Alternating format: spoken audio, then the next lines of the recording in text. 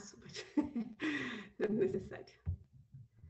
Ok, bueno, buenas tardes. Gracias a todos los que se han unido. Estoy muy expectante por este webinar. Ha habido mucho interés, así que vamos a conversar lo más pronto posible. Bueno, este es el segundo webinar del año para Nexos Chile USA y hoy tengo el agrado de contarles acerca de esta asociación de profesionales que son parte del Foro Chileno de Profesionales en Evaluación Educacional. Y hoy tenemos el gusto entonces de presentar este webinar titulado Pruebas Estandarizadas y Sistema de Evaluación de Aprendizaje en Chile durante y post pandemia. Y vamos a comenzar presentando a Sergio, quien va a ser el moderador y uno de los presentadores de este webinar, quien es estudiante de doctorado en Medición Educacional en la Universidad de Massachusetts. Y junto con él vamos a tener a otros panelistas que son Valeria Zunino, estudiante de doctorado en Educación, Mención, Aprendizaje y Ciencias Cognitivas en la Universidad de California, Davis, a Verónica Santelices, quien es profesora asociada en la Facultad de Educación de la Pontificia Universidad Católica de Chile, Fernanda Gándara, especialista senior de Medición, Evaluación y Aprendizaje en School to School International, y a David Torres, quien es profesor asistente en la Escuela de Psicología de la Universidad Católica de Chile. Así que con eso, bueno, Sergio, te dejo, el escenario es tuyo y muchas gracias. Gracias, Carolina. Estoy muy contento de esta oportunidad que se pudo generar con Nexos Chile USA para poder hacer este webinar. Mi nombre es Sergio Araneda. Carolina ya me presentó, soy estudiante de doctorado en la Universidad de Massachusetts Amherst. Y soy parte de un grupo llamado FEBED, que somos un grupo de 9 personas hasta ahora, que somos estudiantes de doctorado, personas que terminaron su doctorado hace relativamente poco, y que todos tenemos alguna formación en evaluación educacional. Nos conformamos como grupo en septiembre del año pasado y hemos estado teniendo reuniones mensuales y tenemos como propósito como grupo hacer reflexión crítica sobre las cosas que pasan en Chile en temas de evaluación educacional y promover buenas prácticas. Y en esas conversaciones se generó la idea de hacer este webinar con Nexos Chile. De los presentadores, Valeria, Fernanda y yo somos parte del foro, y Verónica y David, ellos no son parte del foro, pero ellos hicieron su doctorado en Estados Unidos y tenía harto sentido, dado el contexto de la institución de Nexos Chile USA, eh, que fueran parte también de este webinar. Así que estamos muy contentos de poder compartir este tema en particular de qué ha pasado con las pruebas estandarizadas y con sistemas de evaluación de aprendizaje en general durante la pandemia. Voy a partir haciendo una pequeña introducción sobre, en general, qué nos referimos con evaluación educacional, que quizá hay que explicar un poco eso. Cuando usamos la expresión evaluación educacional, nos referimos justamente a pruebas estandarizadas, pero también a otras formas de evaluación que no son necesariamente estandarizadas. Y eso puede incluir clases, o sea, evaluación en el aula o otro tipo de evaluaciones que a lo mejor no son las más clásicas, digamos. Y debido a la pandemia, se han generado muchos desafíos que es importante que la comunidad educativa y que la población en general sean conscientes de cuáles son las problemáticas que están pasando en el uso de los test estandarizados y en el uso de evaluaciones debido a la pandemia.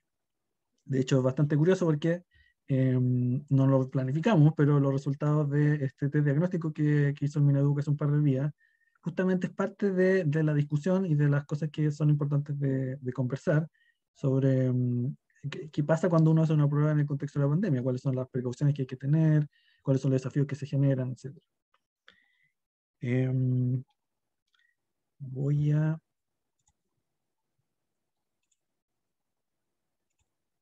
comentar un poco sobre la agenda.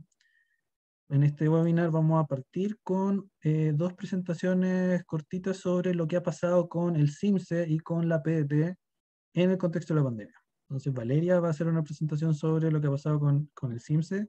Yo voy a hacer una presentación chiquitita de lo que ha pasado con la PDT.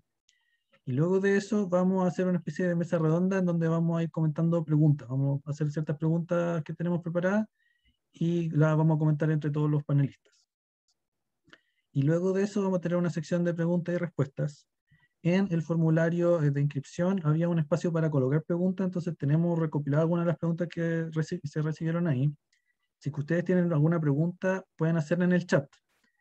No la vamos a responder de forma inmediata, pero sí vamos a responderla en esta parte más hacia el final de la presentación.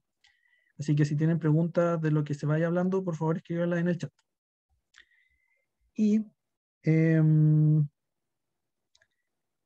eso es todo.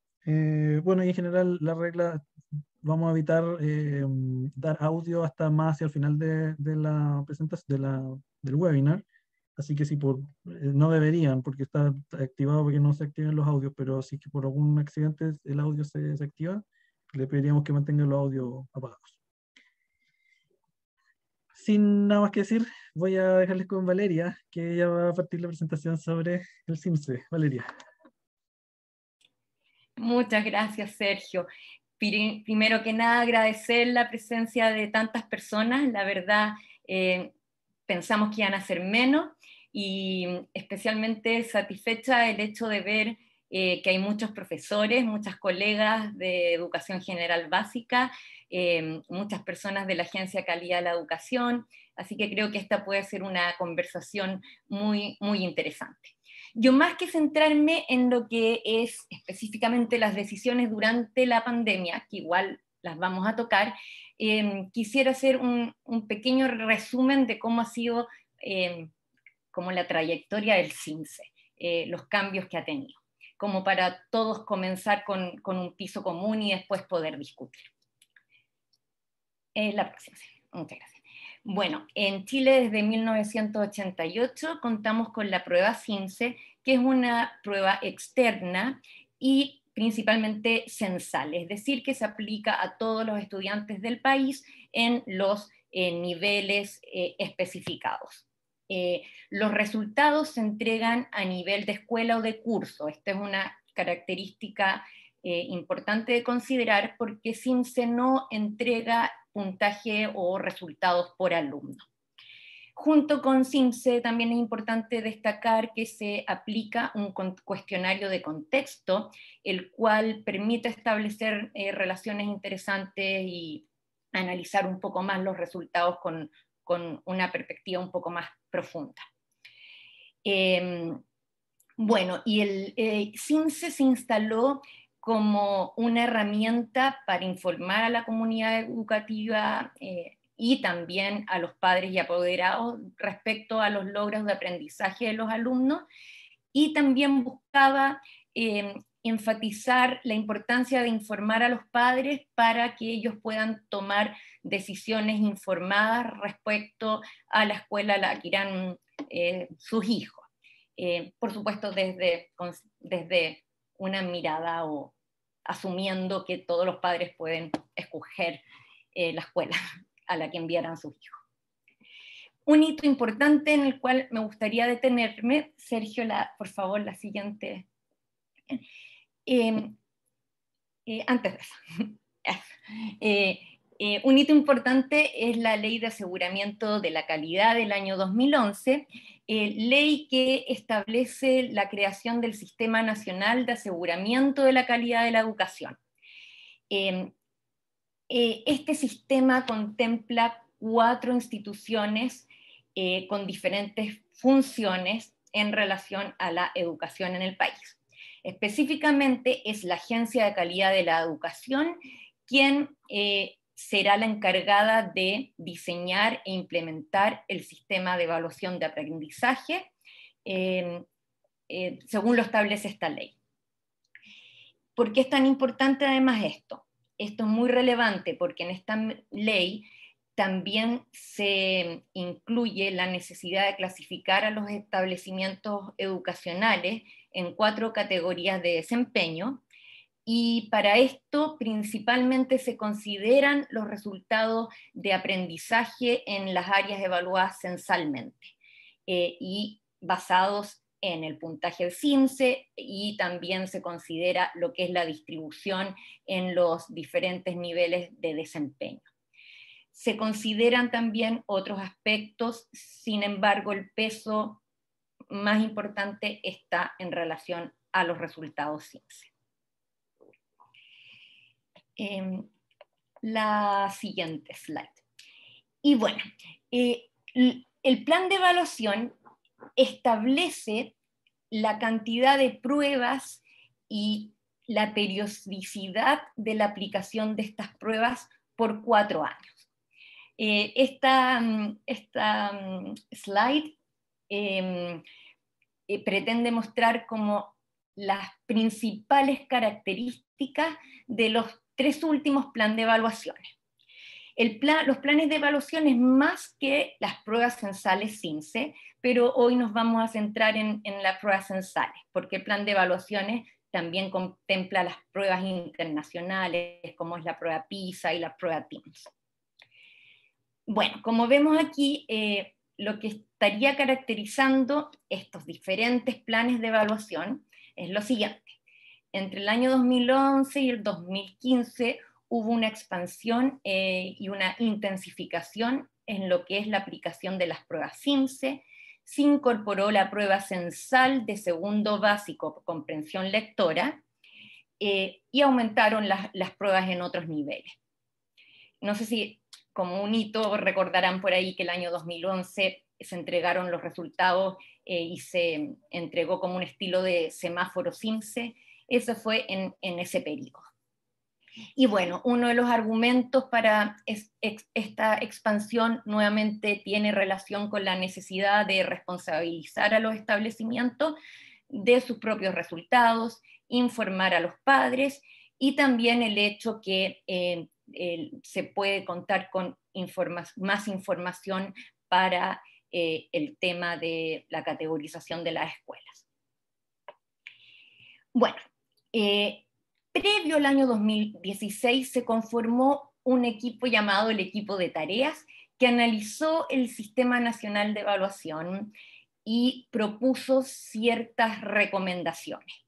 Una de estas recomendaciones fue la necesidad de equilibrar la presión derivada de las evaluaciones externas con el apoyo, con el fortalecimiento de políticas más de apoyo y finalmente de generación de capacidades dentro de las escuelas. Por lo tanto, coherentemente con las conclusiones que tuvo este equipo de tareas, el plan de evaluaciones 2016 a 2020 redujo la cantidad de pruebas censales y reemplazó la prueba censal de segundo básico por una prueba muestral. Además de esto, puso a disposición de los establecimientos de otra prueba de comprensión lectora llamada evaluación progresiva para segundo básico, pero que es gestionada por los mismos establecimientos. Los resultados no son públicos y contempla 3 aplicaciones: diagnóstico, monitoreo y final de año, y le permite a los profesores, a los docentes, ver el progreso de los alumnos entre la aplicación de mitad de año y segundo año y final de año. Esta es una prueba muy diferente a CIMSE, pero lo dejo como un dato que se puso a disposición de los establecimientos esta prueba y se eliminó la aplicación censal CIMSE segundo básico. Y ya nos estamos acercando al 2021, recientemente fue aprobado el nuevo plan. El nuevo plan intensifica nuevamente las evaluaciones CIMSE y se reincorpora la prueba CIMSE de segundo básico censal. No cuento con información respecto a qué sucederá con esta otra prueba que se puso a disposición de la escuela, pero dentro del plan está la aplicación nuevamente de la prueba censal de segundo básico, comprensión lectora. Dentro de los argumentos que se ha dado es el poder dar una señal respecto a la importancia del desarrollo de la habilidad lectora en los primeros años de escolaridad, y bueno, también el contar con información válida, confiable para generar estándares de aprendizaje y para la ordenación de las escuelas. porque en estas discusiones se ha valorado mucho la calidad técnica de la prueba, la confiabilidad, pero el uso y las consecuencias no intencionadas han sido como uno de los argumentos fuertes para disminuir la cantidad de pruebas. Bueno, la siguiente, por favor, Sergio. Aquí simplemente se muestra el plan de evaluaciones que recientemente fue aprobado. Este año no se sabe, se pretende aplicar, pero hay que ver cómo sigue el tema de la pandemia, y de ahí en adelante tenemos 11 aplicaciones por año. Y finalmente, ahora sí nos vamos al tema que Sergio destacó, que quisiéramos discutir hoy. Tiene que ver con las decisiones durante la pandemia. Por favor, Sergio, el próximo slide. Bueno, el año 2020 el Mineduc anunció esto de la priorización curricular. En un principio se insistió en aplicar la prueba CIMSE a final de año, pero finalmente las condiciones no fueron ni cerca de las ideales como para aplicarla, por lo que no se aplicó.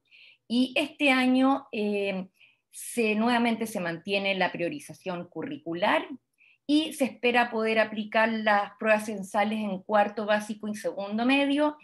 Sin embargo, no se utilizarán los resultados para esta famosa ordenación de las escuelas, esta clasificación que la ley exige.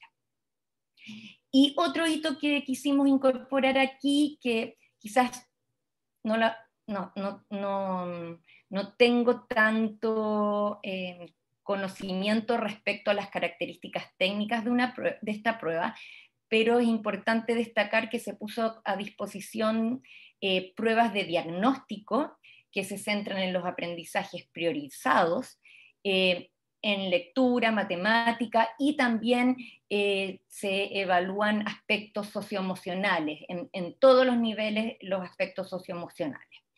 Me imagino acá, veo que hay muchas profesoras que nadie discute la importancia de que logremos saber cómo están llegando nuestros alumnos a la sala de clase, luego que retomemos las clases más presenciales. Sin embargo, para dejarlo como discusión para después, quizás Sergio, nos llamó al grupo mucho la atención una conferencia de prensa que recientemente la dio el ministro y el secretario ejecutivo de la agencia, donde se dieron a conocer los resultados de esta prueba a nivel agregado, o sea, pero quizás podríamos discutir un poco eso después. Bueno, y lo valioso también de esta prueba es que entrega resultados individuales, lo cual los que somos profesores sabemos que tiene mucho valor el poder saber específicamente cada niño cuáles son sus fortalezas y sus debilidades. Y esa fue la pincelada, Sergio, muchas gracias. Gracias, Valeria. Ok, ahora voy a hablar yo sobre lo que pasó con la prueba de transición. La prueba de transición, bueno, la PTU que le llama a mucha gente, pero que no es el nombre oficial es prueba de transición, así que la sigla oficial es PDT, vamos a llamarla con el nombre correcto. Luego de el boicot que tuvo la PSU en el 2020, se decidió hacer un cambio significativo a la prueba y se inició un proceso de transición a una nueva prueba para ser usada para la admisión universitaria. Aquí en este slide puse un pequeño calendario de cómo va a ser el cambio. Empezó el cambio agregando algunos ítems con un formato nuevo y que también están orientados a medir de una forma distinta, están viendo competencias y que son el estilo de la nueva prueba. Y eso va a ir aumentando con el tiempo hasta llegar a tener una prueba completamente distinta a la PSU. Se hizo también unos cambios en lo que se pregunta, que habían varias evaluaciones internacionales a la PSU, recomendaciones en general que decían que era bueno quitar contenido. Está el problema de que la PSU originalmente estaba preguntando por el currículum de primero, cuarto, medio, y los alumnos de colegio técnico profesional no siempre tenían la oportunidad de aprender todos los contenidos que se ponían en la PSU. Entonces, a partir de eso también tenía mucho sentido quitar contenidos de los últimos años. Y eso también pasó en la última, en esta PDT, en la prueba de transición. Y también hubieron cambios en las reglas del juego, digamos, en las reglas del sistema en general, y se permitió que las universidades pudieran tener mucho menos peso a la PSU. O sea, ahora una universidad si deciden, ellos pueden darle un 30% a la PSU y el 70% a notas o ranking. Que eso también fue como en reacción al boicot que pasó el año 2020. Y bueno, en la última toma de prueba en enero de este año, se vio problemas más concretos de qué hacer con la pandemia. Muchos test estandarizados de uso masivo parecido a la PDT simplemente cancelaron y no se quisieron dar. Aquí en Chile se prefirió tomar una opción de dar la prueba igual, pero tomando medidas sanitarias. Entonces, al final lo que se hizo fue separar en dos grupos los alumnos y así tener menos alumnos por sala y bueno, pidiendo uso de máscara y haciendo todos los recuerdos para que no hubiera contagio en la misma sala.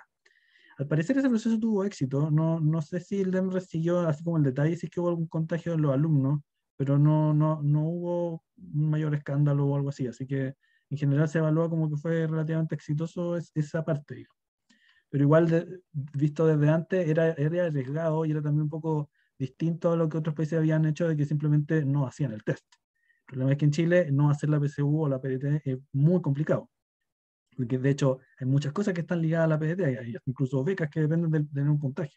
Entonces era complicado no hacer la prueba, pero era un dilema difícil el que se generaba debido a la pandemia. Y bueno, igual, a pesar de que se sorteó los problemas de tomar la prueba con condiciones de seguridad mínima, igual hay varios problemas que están presentes, digamos, y que es importante ser consciente de esos problemas. Primero, en la última instancia que se dio la PDT, hubo una reducción importante del número de inscritos. Y además hubo un cambio en la composición de la población que dio la prueba. De hecho, voy a mostrar después unos gráficos en donde se ve más claro qué pasó. Entonces, primero se generó una decisión de, ok, doy o no doy la prueba pensando en el riesgo que significa.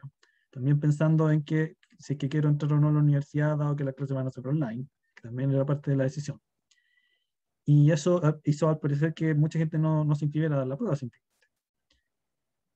Además, bueno, esto también va a ir arrastrando una acumulación de alumnos que han propuesto el ingreso a la universidad desde el estallido, que ya venía con problemas esa toma de prueba, con la pandemia también, y que esa acumulación eventualmente va a aparecer en la próxima toma de prueba que sea más normal.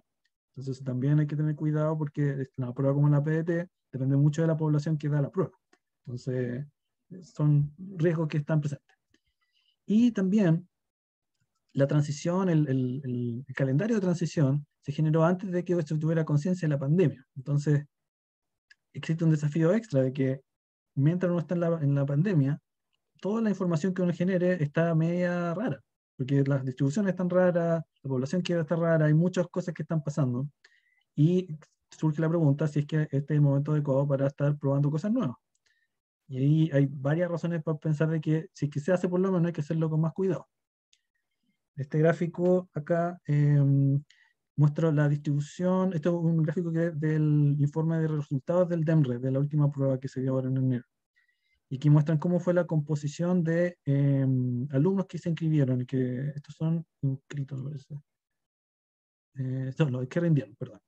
Y como pueden ver, los colegios particulares saltan de 11% y 7%, pero no es que haya más colegios particulares, simplemente que la gente que se inscribió a dar la PSU, el peso relativo de los colegios particulares creció y los de los municipales bajó. Entonces eso da una idea de que aquí no fue parejo la gente que no se inscribió o no dio la PSU. En este gráfico queda mucho más claro también. Los alumnos de colegio técnico profesional, que usualmente son alrededor del 25-26%, ahora fueron el 15%. Eso igual también debería levantar varias señales de alerta de que cualquier conclusión que uno saque de los datos de este año tiene que ser con mucho cuidado y tiene que ser con buenas metodologías que expliquen por qué se puede hacer sacar conclusiones, porque no es como llegar y sacar un número como antes. O sea, la población te cambió, está distinta. Y eso es parte de los desafíos que han surgido debido a la pandemia en el mundo de la evaluación educacional, de que parte de un desafío es cómo uno analiza datos en este contexto. Eso, aquí algunas referencias de las cosas que mencionamos con Valeria y yo, y ahora vamos a comenzar la parte de conversación con el resto de los panelistas. Así que me gustaría partir con la primera pregunta que sale ahí. ¿Cuáles son los principales desafíos que se generan en el nuevo contexto de la pandemia en el mundo de la evaluación educacional? Me gustaría partir con Verónica. ¿Te sientes bien para partir, Verónica? ¿Sí? Sí, aunque voy probablemente a introducir un tema del que no se ha hablado. No sé si eso es intencionado de tu parte. Como para comentar, evaluación educacional lo entendemos amplio, así que no tiene por qué ser necesariamente CIMSE o PDT, por si acaso, para el resto de las personas que están viendo el webinar. Verónica, cuéntanos, ¿cuáles son, en tu opinión, los principales desafíos?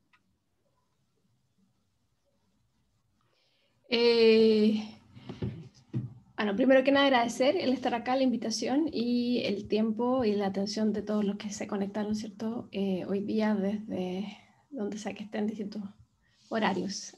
Aquí estamos, yo estoy en Chile a las 7 de la tarde y veo varios que están desde Chile conectados también.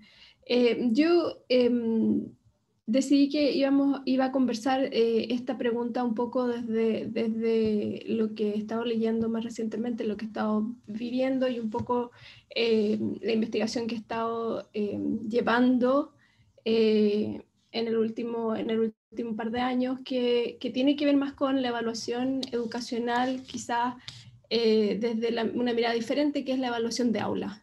Y en ese sentido, la evaluación de aula, los datos que tengo más a la mano, más frescos, si ustedes quieren, es en el contexto de educación superior. Pero también tenemos, por las clases, los estudiantes, qué sé yo, las cosas que estamos haciendo en la universidad, harto contacto con profesores y lo que está pasando en la educación secundaria, primaria y secundaria.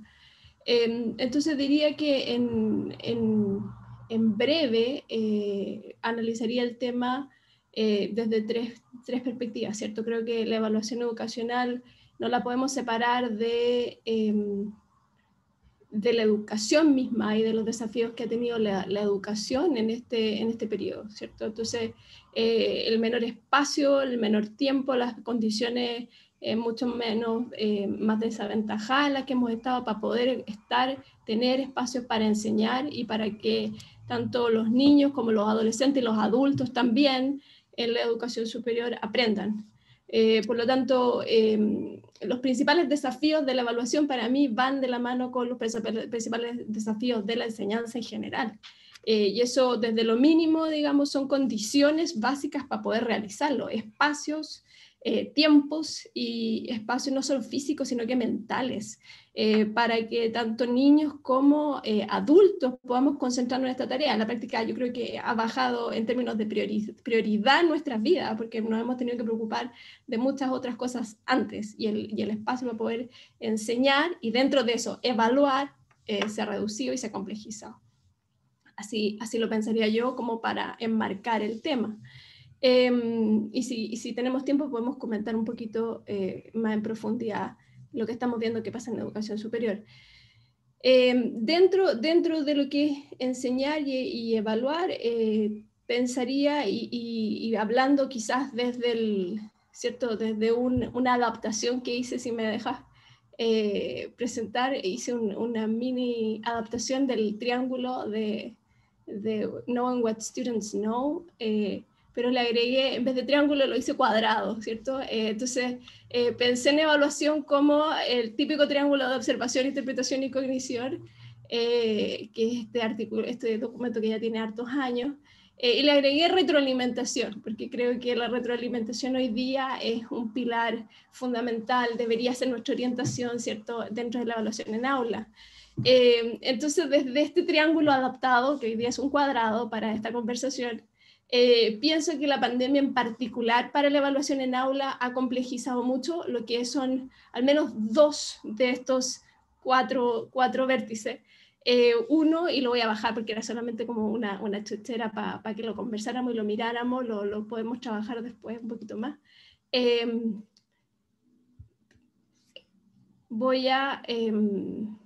Estoy trabajando ahí con el triángulo, el cuadrado, pero no lo puedo sacar, así que por el momento vamos a dejar.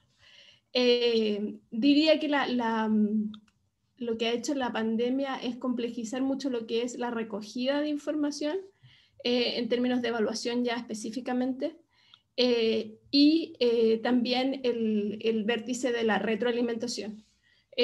Porque la práctica son tareas que tienes que hacer de todas maneras para poder estar en contacto con los alumnos y poder tener una idea de cómo están aprendiendo, a qué velocidad van, dónde están en relación a los objetivos que tú estás tratando de lograr, los objetivos de aprendizaje.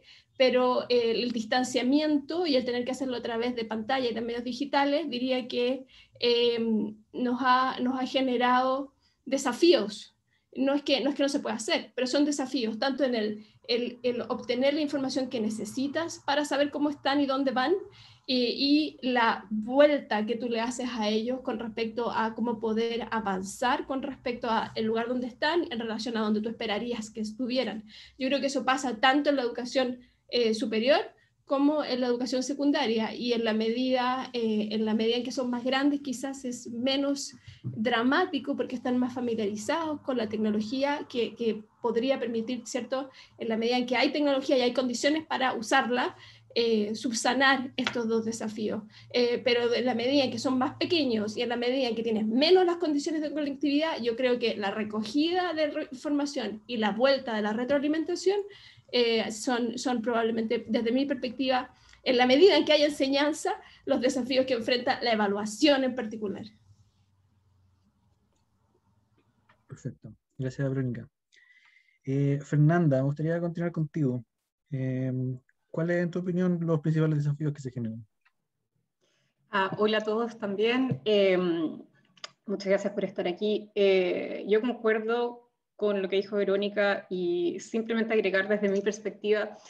Yo trabajo realizando evaluaciones de múltiples tipos de evaluación, no en el aula, pero a veces trabajamos mucho con profesores, trabajamos en evaluaciones de impacto, trabajamos en evaluaciones de pequeña, mediana, larga escala. Y una de las cosas que fue claro con la pandemia, fue que hay un montón de evaluación que no es esencial, como que la pandemia nos volvió un poco como a las necesidades más esenciales, porque hay menos tiempo, hay más riesgo, tú no vas a mandar un equipo de evaluadores en estas condiciones a menos de que sea realmente esencial. Yo sé, por ejemplo, como tú escribiste, que la prueba de transición se tomó con un montón de precauciones, pero se tomó también porque esa prueba es esencial para la trayectoria educativa de los alumnos, ¿verdad? Si no la toman, no entran a la universidad, y eso es un costo enorme a nivel individual y a nivel social también. Entonces yo creo que en esa como identificación de necesidades esenciales, como evaluadores nos tenemos que hacer la pregunta de ¿es tan esencial esta evaluación que estamos proponiendo o que estamos conduciendo? Yo creo que esa es la primera cosa que ha aparecido con la pandemia.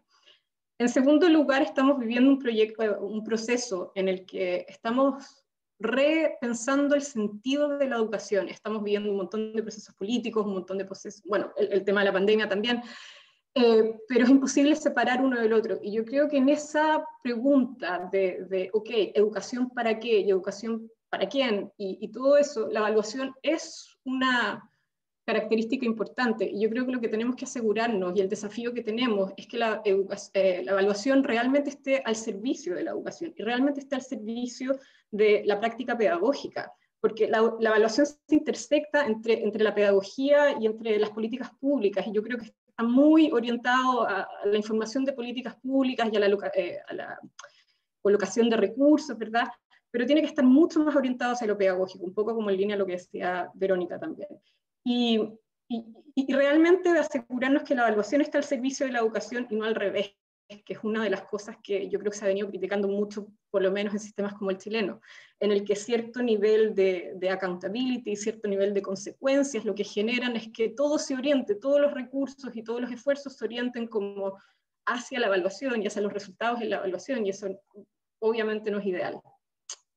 Y por último, y estoy pensando en la PDT específicamente, pero también en el SIMS y también en todas estas pruebas de larga escala, yo creo que hay una necesidad de entregar mucha más información al público. Este tema de la validez, este tema de los usos, de las consecuencias, yo creo que nos conciernen a todos. Y yo creo que en gran parte la visión negativa que a veces existe en relación a todas estas pruebas estandarizadas es porque no hacemos la pega bien de realmente asegurarnos que las pruebas estén al servicio de la educación y al mismo tiempo de proveer información al público de lo que realmente hacen y de lo que realmente no hacen. Y la gente, o sea, cualquier persona que está en una sala de clase, por ejemplo, sabe que la información que te va a entregar el CIMSE no es necesariamente muy útil para poder mejorar el aprendizaje de tus estudiantes, porque sí, te va a decir más o menos dónde estás, pero no te va a dar herramientas continuas en el día a día, contextualizadas al nivel que tú lo necesitas, como para poder mejorar, en ese caso, la performance de tus estudiantes. Entonces yo creo que hay que ser mucho más transparente con lo que las pruebas pueden hacer, con lo que no pueden hacer, y también resaltar que hay cosas buenas de las pruebas. Por ejemplo, las pruebas de admisión se ha mostrado en muchas partes que tienen efectos positivos en cosas como el dropout, qué sé yo. Entonces, yo creo que ese proceso de entregar más información es algo que tenemos que hacer, y lo tienen que hacer las autoridades, lo tenemos que hacer los psicometristas, lo tenemos que hacer todos. Tenemos que y ser mucho más honestos también, como con las limitaciones y con las posibilidades que trae la evaluación. Súper. Gracias, Fernanda. Me gustaría continuar ahora con David. David, cuéntanos tu opinión. ¿Cuáles son los principales desafíos que se generan en el contexto de la pandemia? Bueno, agradecer también la invitación y la atención de todos los participantes. Yo estuve pensando en las preguntas que planteabas y lo que me vino a la mente como destacar respecto a lo ocurrido en la pandemia y previamente tiene que ver con cómo situaciones estresoras de distintas naturaleza visibiliza la necesidad de flexibilidad de sistemas de evaluación que están integrados en muchos sentidos con la política pública.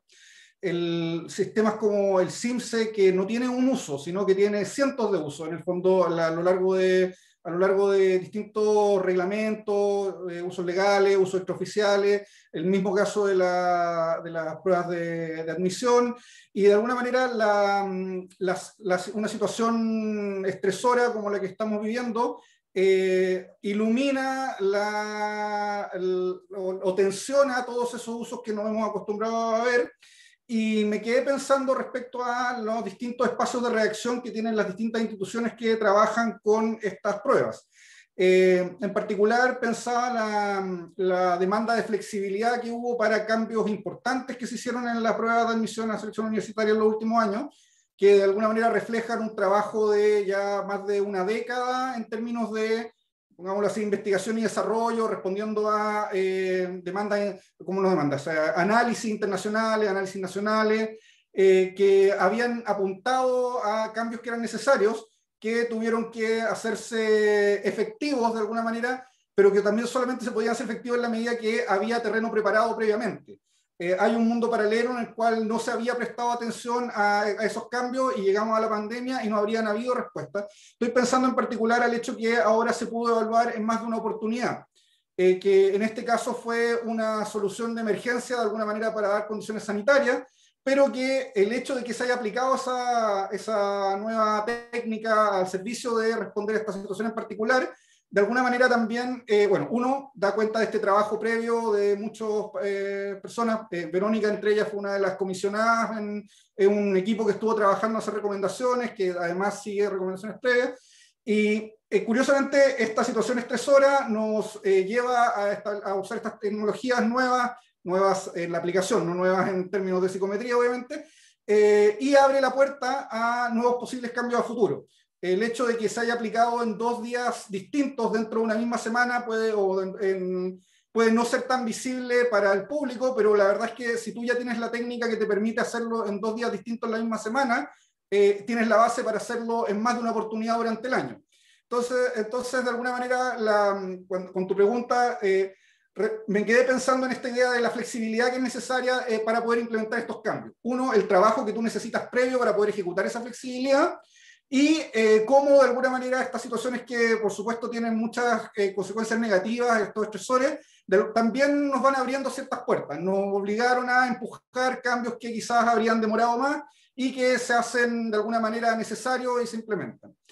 Y en ese sentido, lo último que quería comentar respecto a los espacios, acá yo no soy experto en los distintos marcos reguladores de las distintas pruebas, pero sí quería llevar atención de lo importante que es cuando se están discutiendo marcos legales para regular, el dejar este espacio de flexibilidad para los equipos técnicos. Porque la capacidad de respuesta de una evaluación que está, como decía, conectada con tantas demandas a nivel nacional y en distintos ámbitos, varía mucho si es que tú tienes definiciones legales que en un extremo indican en la ley, por ejemplo, metodologías específicas o interpretaciones específicas de escala, como puede ser, por ejemplo, en el caso de carrera docente, la interpretación de la escala, pasando por las regulaciones que hay respecto a CIMSE. Algunas de estos cambios que se hicieron en respuesta a la pandemia requirieron cambios a través del Congreso.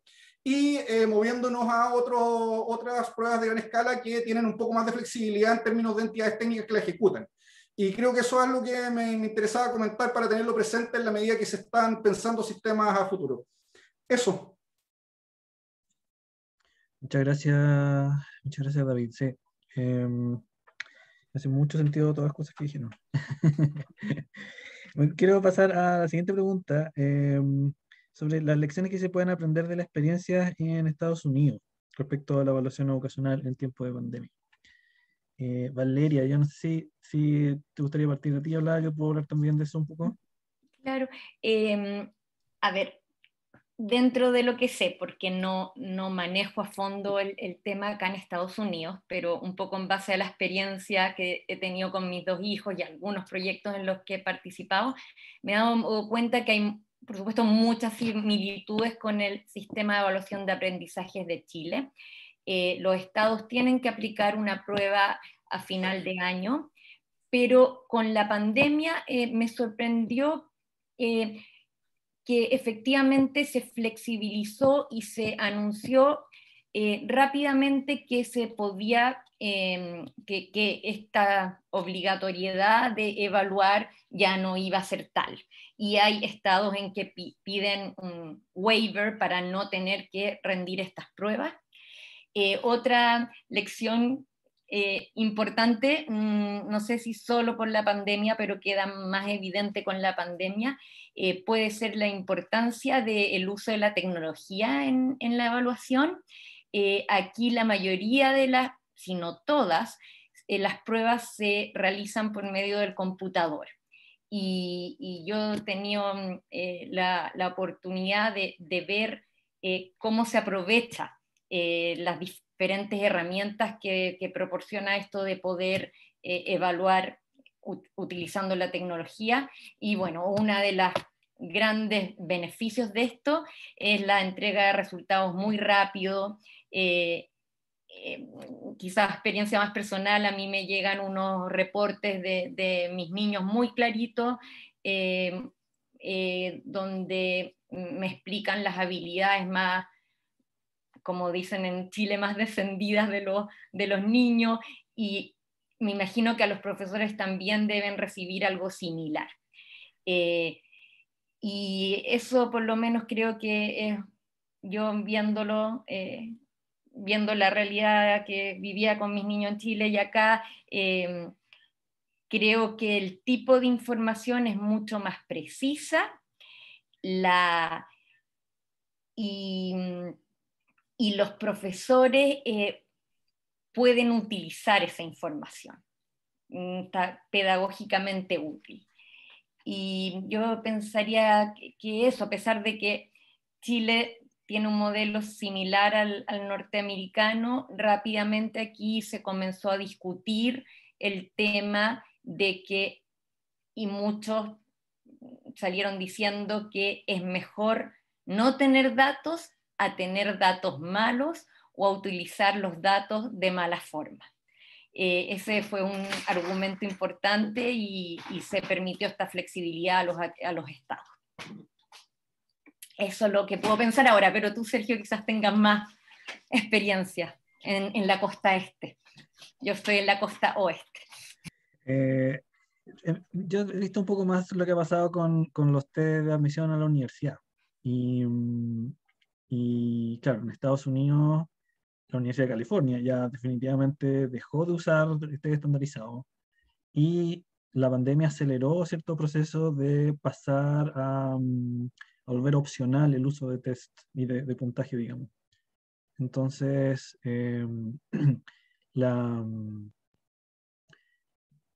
Chile en general ha seguido la tendencia de Estados Unidos en lo que respecta a uso de test en la admisión universitaria. Y eso es posible que termine pasando acá también en Chile, de que se vuelva opcional de alguna forma el uso de la PTU, la PTT, no sé, PTT, hay que llamarla. Y claro, ahí hay que, como lección al menos específica en la pandemia, es que en Estados Unidos, como su sistema de admisión no es tan dependiente de las pruebas estandarizadas, entonces ellos sí pueden volver su sistema de admisión opcional. Acá nosotros no tenemos esa flexibilidad, esa posibilidad. Entonces, y claro, ahí en ese sentido hay básicamente como dos grandes fuentes de información, que la PSU y las notas, que son vía o nota o ranking. Entonces quizás hace falta una tercera cosa ahí, un tercer elemento en el sistema de admisión, cosa que si alguno se cae, por lo menos hayan otros dos, pero no tener solamente dos. Yo creo que eso quizás sería una lección como para aprender por el lado de Chile. No sé si alguno de los otros panelistas tiene algo que comentar en esto, ¿no? Estamos bien. Y bueno, quisiera dar una última vuelta sobre la pregunta de las oportunidades que trae el nuevo contexto de la pandemia. Igual en hartos aspectos creo que se ha hablado de las oportunidades que se generan, pero quizá vale la pena ser más específico de cuáles son las oportunidades que se generan en el nuevo contexto de pandemia. Me gustaría partir con Fernanda. No sé si tienes algo en mente sobre esta pregunta. Sí, en función del tiempo voy a responder cortito, pero similar a lo que intenté decir antes, creo que tenemos que ser capaces de generar mejor información, más útil en su sentido pedagógico, más completa, una mirada que vaya más allá de lectura y matemática. Yo sé que en general hay esfuerzos en esa línea, pero tenemos que hacerlo mejor. Y a mí también me motiva el uso de la tecnología. Yo creo que hay muchas oportunidades que se abren con eso, y la pandemia nos obligó un poco a hacer ese switch mucho más rápido, y creo que tenemos que aprovechar eso, pero creo que lo fundamental es tomarnos el tiempo de decir, ok, basta con todos estos, con estas consecuencias negativas y con estos usos nocivos, enfoquémonos en lo bueno y en lo que podemos lograr a través de la evaluación, y hagámoslo ahora, y que por favor no nos coma como la ansiedad de volver a la normalidad, y que no nos quite esta oportunidad de poder realmente hacer cambios que se necesitan. Súper. Verónica, David, ¿tiene algún comentario sobre las oportunidades que se generan en este contexto? Verónica. Sí, yo creo que son hartas, y Fernanda las menciona en forma general, pero a lo mejor como para aterrizarlas más a lo que es evaluación de aula propiamente tal. Yo creo que el uso de las tecnologías ha sido un espacio, por lo menos en educación superior, súper importante, que nos ha permitido mantener en muchas instituciones nuestra actividad en forma constante. Y de manera bastante obligada, digamos. Yo creo que de otra forma muchos profesores no necesariamente estaríamos usando el Zoom, usando la Wacom, ¿cierto? Usando mucho más cosas como Google Forms, Kahoot, por decir alguna, y en secundaria, o sea, en los niños más chiquititos están usando, no sé, láminas digitales, estos portafolios digitales, cosas que de otra manera probablemente habrían tomado mucho más años trabajar. Y eso nos da oportunidades, yo creo que en Chile en particular, para llegar a sectores donde de otra manera no llegamos. Estamos teniendo posibilidades de trabajar con, por lo menos en nosotros, en la experiencia más cercana que tengo, con alumnos en regiones que no han tenido que dejar sus casas, ¿cierto? En sectores mucho más remotos. en la medida en que se da las posibilidades de tener la tecnología que necesitamos. Por supuesto que en situaciones de ruralidad extrema, de distanciamiento, sabemos que en instituciones de educación superior, por ejemplo, en Tarapacá, en Chiloé, esto no fue la tónica, se demoró mucho en partir el 2020. Los semestres partieron por ahí por julio, digamos, para poder establecer las condiciones mínimas. Pero sí creo que ha obligado a mucho profesorado de distintas edades a tener que adoptar las tecnologías para enseñar, para evaluar y para retroalimentar. Ahora, eso al mismo tiempo obliga la priorización en general de los tiempos de todo. No quiero hablar de priorización curricular necesariamente, sino que la priorización que tenemos que hacer incluso en el día a día nosotros, hacer mucho más estratégico en lo que estamos evaluando y en la información que estamos pidiéndole a los alumnos y entregándoles también de vuelta a ellos. Entonces, la relación con los objetivos de aprendizaje y con las decisiones que estamos tomando en el aula debería ser mucho más cercana, debería estar mucho más presente. Yo lo veo como oportunidades importantes porque creo que la tecnología no es necesariamente buena per se, sino que nos abre posibilidades de llegar a personas que de otra manera no llegamos, pero sí tiene un componente motivacional importante en las generaciones más jóvenes. Y eso creo que es un espacio que no aprovechamos en la medida en que no nos vemos forzados a ello. Entonces nos conectamos emocionalmente de otra manera con generaciones que están mucho más acostumbrados a la tecnología y lo vemos en profesores que son más antiguos, profesores mayores, que en la práctica están siendo obligados a adoptar métodos de trabajo que de otra forma no habrían adoptado. Yo espero, obviamente que trae dificultades y hay que relacionarse de otra manera y hay que aprender un montón de cosas que de otra forma no pasan, se te cae la conexión, ¿cierto? Hay bullying por internet, hay otro tipo de desafíos, digamos, pero sin duda permite llegar a lugares y a alumnos que de otra forma no llegas. Muchas gracias, Verónica. David. Yo solamente quería sumarme y hacer un alcance con respecto al uso de tecnología.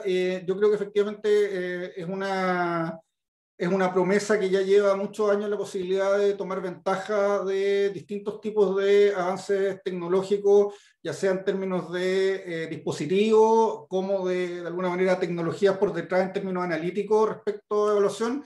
Creo que efectivamente esto al menos ha aumentado.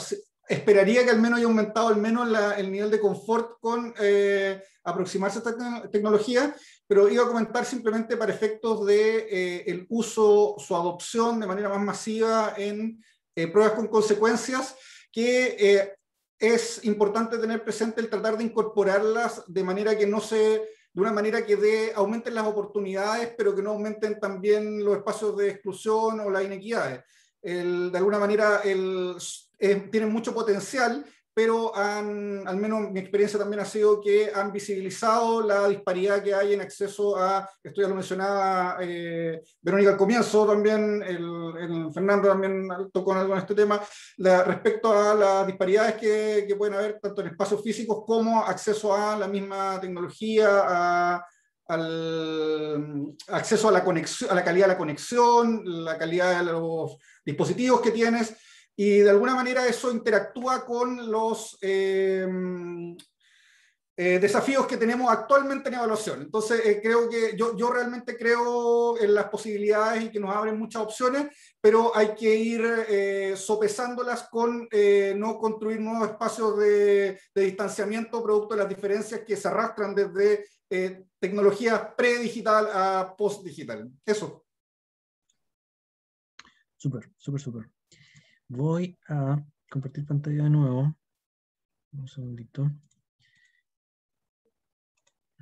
Porque llegaron preguntas también de las personas que se inscribieron. O sea, en el formulario de inscripción hubieron preguntas del público.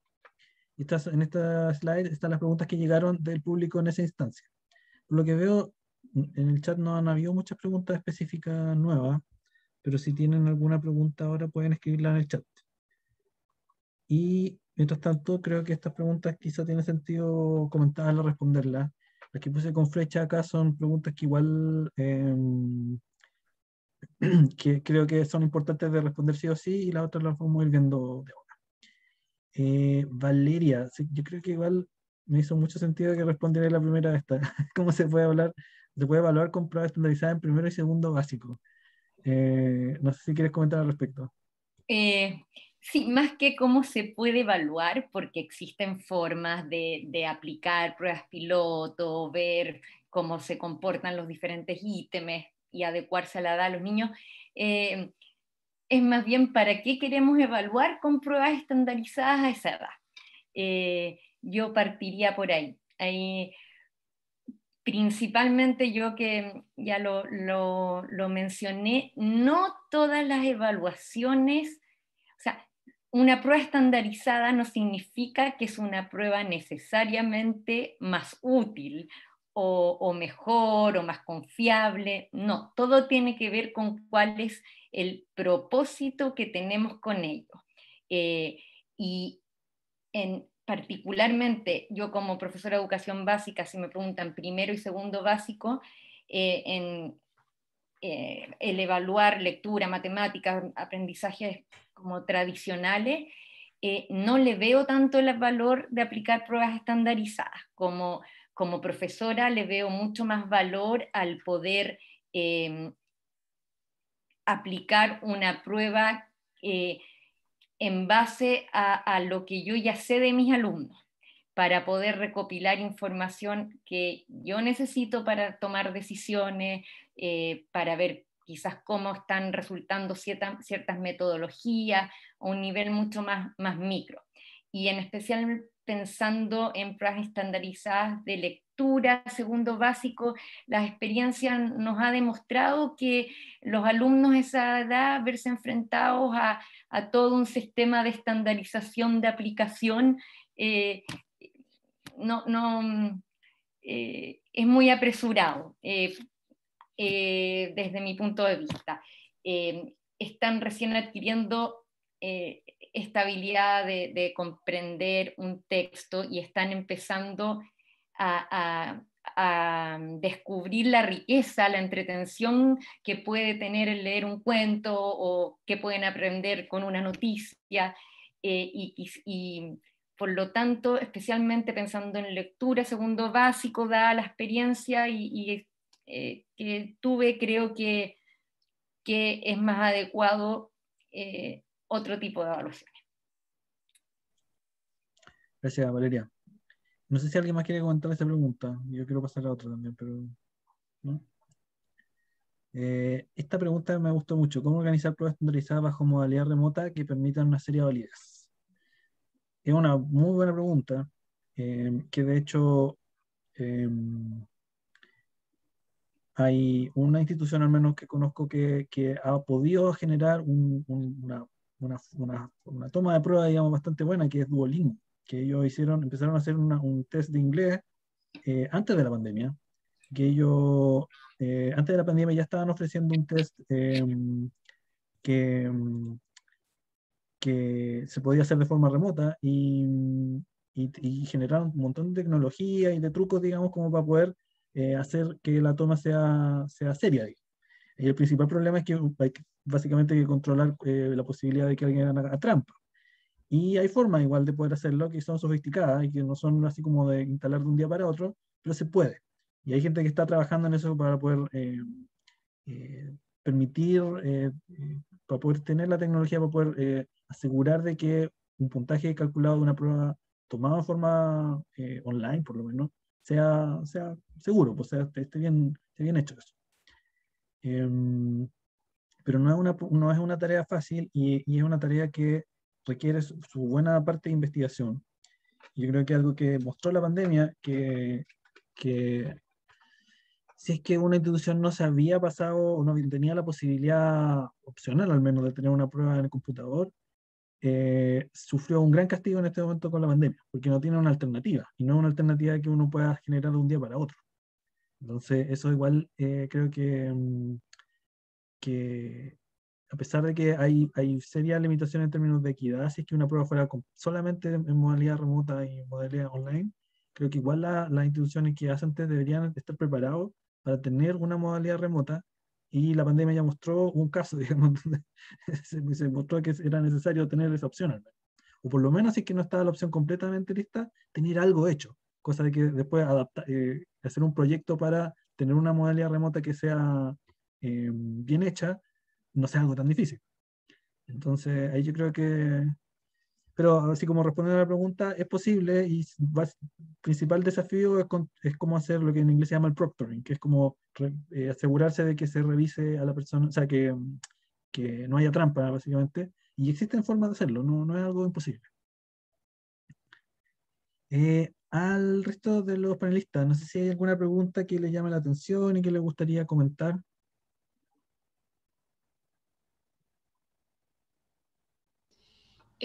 Yo me quedé pensando en esta pregunta sobre el tema de actividades clínicas de salud de manera remota, que la encontré bien desafiante y no tengo una experiencia con salud necesariamente en este momento, pero sí a lo mejor contarles un poco de lo que ha sido un desafío más local, tratando de evaluar, estamos desarrollándolas, todavía no se han implementado las evaluaciones, pero sí prácticas docentes en contextos virtuales, en medios digitales. Y en las prácticas docentes hemos estado tratando de trabajar cosas como elicitar pensamiento de parte de los estudiantes, identificar patrones, ¿cierto? Comunicarse con apoderados y ese trabajo lo estamos haciendo pensando básicamente en plataformas como Zoom y trabajo con video y con simulaciones, actividades simuladas en que los alumnos tienen un espacio para preparar sus tareas y luego implementarlas. También mirando un poco las herramientas digitales que deciden utilizar y la forma en que deciden utilizarlas, pero son tareas que van a requerir corrección, desarrollo intenso de rúbricas con equipos disciplinarios, tanto docentes como en cada una de las áreas específicas, digamos, matemática, lenguaje, ciencia, inglés. Y pienso que ese podría ser una forma de trabajar. Dice actividades clínicas, yo pienso que también son habilidades, prácticas en el área de la salud, pensando un poco en la literatura que habla del estudiante estandarizado, en este caso es como el paciente estandarizado, la docencia en salud tiene bastante de eso. No conozco ejemplos de este tipo de cosas todavía desarrollados, pero me imagino que algo de esto hay. No tanto de manera remota, sí en simulaciones, sí, trabajo en simulaciones existe.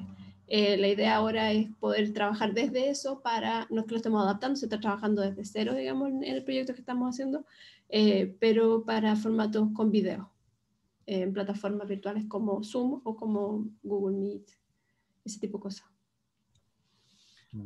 Okay. Yo me interesaría agregar ahí, creo que es definitivamente desafiante. Quería comentarlo como de manera, conectar el punto que hacía Verónica respecto a su salud con el tema de tecnología en general para visibilizar el tema de la variación del atributo que quieres medir cuando estás pasando digital. Cuando hay un tema acá no trivial respecto a qué es lo que se quiere evaluar, para ir a un ejemplo concreto, no es lo mismo si es que vas a evaluar escritura a mano que escritura en el computador. Tú puedes pensar que hay comunalidades, pero probablemente van a haber diferencias en el desempeño para alguien que está acostumbrado a un medio a otro. Las pruebas no son necesariamente comparables y no un tema de método, es un tema que podría argumentarse que el constructo cambia radicalmente. Y la razón por la que conecté eso con el tema de salud es que de manera tangencial, en el contexto de una escuela de psicología, ha habido conversaciones extensas respecto a cómo se hacían los escenarios de práctica para estudiantes de psicología. Y el punto que me parecía relevante, me imagino que esto es extendible hasta ciertos aspectos en contextos de salud, es que la manera en que tú llevarías a cabo, por ejemplo, un ejercicio terapéutico o algún tipo de intervención en el contexto de una interacción por Zoom o algún tipo de medio digital, es hasta cierto punto de una naturaleza distinta a lo que estás haciendo en persona. se redefinen los parámetros de lo que estás haciendo. Entonces, no es solamente que estés cambiando el método de evaluación, sino hasta cierto punto la misma tarea podría estar siendo redefinida. Hay muchas habilidades que quizás van a ser en común, pero puede que otras se hagan más relevantes y otras pierdan el contexto. O sea, la relevancia en el contexto. Entonces, creo que al mismo tiempo que estamos pensando en adoptar estas nuevas tecnologías, es importante pensar cómo están impactando en lo que queremos medir, la manera en que nosotros conceptualizamos el atributo del ejercicio que estamos tratando de certificar. Eso. Gracias, David. Fer. Solamente para responder algo distinto a todo esto, muy de acuerdo con todo lo que se ha dicho en relación a la tecnología, el tema de la equidad, el tema del constructo, la validez y todo eso. Nadie ha hablado sobre la pregunta de cómo nos podemos aproximar a una medida de la pérdida de aprendizaje. Y yo no sé si tengo una gran respuesta, pero lo primero es decir que ese concepto de pérdida de aprendizaje es un poco extraño, porque no es que yo sé sumar un día y mañana dejo de saber sumar. Básicamente la pérdida del aprendizaje en general se usa como para referirse a cohortes que están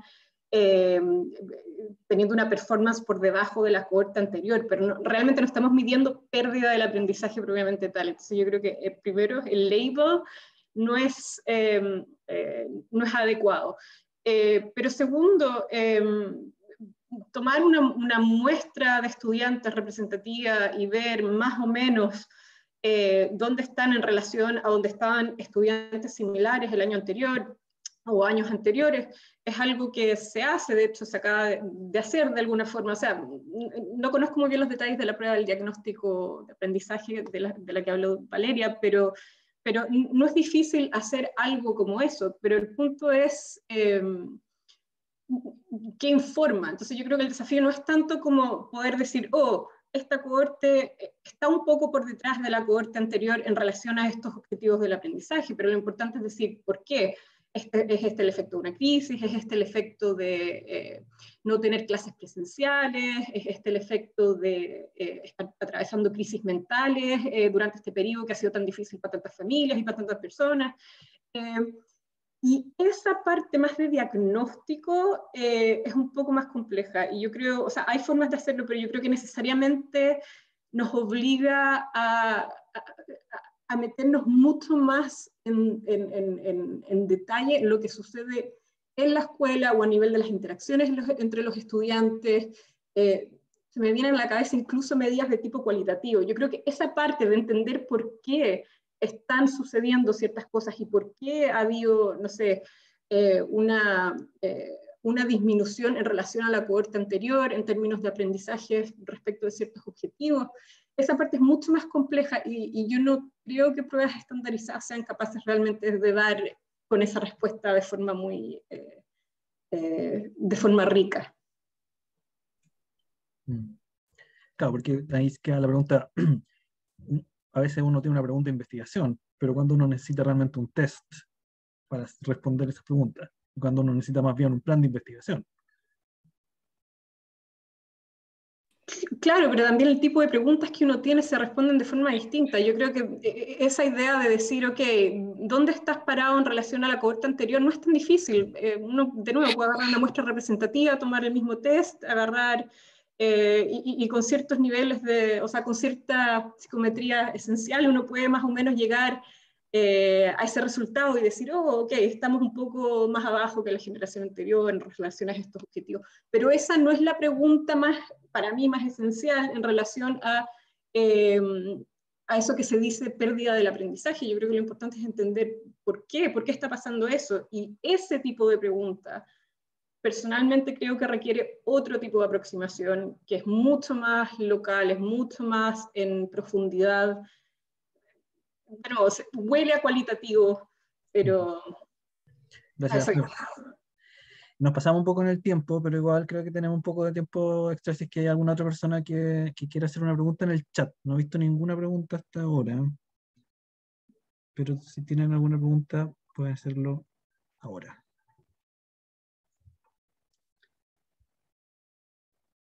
En general, muchas gracias por la participación en este webinar a todos los presentadores. creo que es importante empezar a conversar sobre muchos temas que quedaron de manifiesto debido a la pandemia. Creo que la pandemia tiene este efecto como de acelerar cosas, y en particular como de haber intensificado muchos de problemas que venían anteriores, digamos, en diversas evaluaciones y test, y que ahora en el contexto de la pandemia, con el estrés que se generó, manifestó de forma más evidente esos problemas. Y creo que es importante ser consciente de que cuando se vaya a usar un test, cuando se interprete un puntaje, cuando se ofrezca una alternativa a un test en el contexto actual de la pandemia, ser doblemente precavido, porque o sea, si es que en un contexto normal ya es delicado, ahora mucho más. Y eso espero que ojalá también sea un punto que quede como en la mente de las personas que participan en este webinar, digamos, que salgan de este webinar también pensando en ser críticos, digamos, sobre la evaluación educacional que se hagan en este tiempo, porque no es tan sencillo. Hay muchas cosas que pueden salir mal en general y ahora en el contexto de la pandemia. No veo ninguna otra pregunta en particular. Así que creo que... Y bueno, Valeria... Sí, también solamente agradecer también la presencia, me sumo a lo que dices tú, de tener mucha precaución con las conclusiones que se sacan de los test que se están aplicando hoy en día. Vi por ahí que estaban como comparando los resultados como si fuera un 4 o un 3 en escala de notas chilenas, lo cual me parece que no es muy adecuado, entonces apoyo lo que dice Sergio y voy a pedir por favor 2 minutos de permiso para agradecerle a mi laboratorio que hay, aquí estoy en California, que están todos presentes y no saben mucho español, así que denme un segundo en inglés. I just want to thank all my lab from UC Davis and my advisor, especially that is here. Thank you for coming. Gracias, Valeria. Apoyado por el equipo, muy bien. Bueno, eso, muchas gracias a todos los que participaron y también a los que estuvieron presentes en este webinar. Espero que les haya gustado. Esto quedó grabado, así que va a haber un video en YouTube por ahí con toda esta conversación. Entiendo Eso. que hay que sacar una foto ahora porque están pidiendo prender los videos. Ah, sí, a ver, en el chat. Carolina, ¿pueden encender las cámaras foto para una foto de red de Nexos Chile? Ok. Sí, hoy solo quiero decir a nombre de Nexo, muchas gracias, estuvo excelente el webinar, creo que ha dado mucho que pensar y mucho que aprender, por supuesto, así que espero que sigamos también colaborando en el futuro. Solo quería aprovechar si la gente también y ustedes pueden quedarse unos minutos, podamos tener una conversación quizá un poco más informal y si nos permiten tomar una foto para difundir en las redes de Nexo, así que muchas gracias. Voy a sacar fotos ahora. Ah. Ya, sonríen. Excelente. Ya, muchas gracias. Listo, ahora podemos parar la grabación, Sergio.